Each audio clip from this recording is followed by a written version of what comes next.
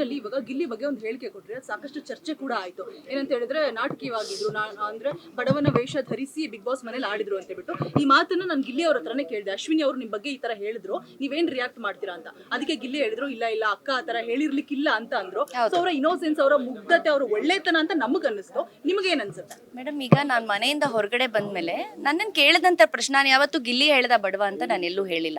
ಏನು ಹೊರಗಡೆ ಬಿಂಬಿಸಿದ್ರು, ನನ್ನನ್ನೇನು ಮೀಡಿಯಾದವ್ರು ಪ್ರಶ್ನೆ ಕೇಳಿದ್ರು, ಬಡವ ಅಂತೆ ನೀವು ಶ್ರೀಮಂತರಂತೆ ಅಂತ ಹೇಳಿ ಏನು ಹೊರಗಡೆ ಕಾರ್ಡ್ ಪ್ಲೇ ಆಗ್ತಿತ್ತು ಅದನ್ನ ನನ್ನನ್ನು ಕೇಳಿದ್ರು.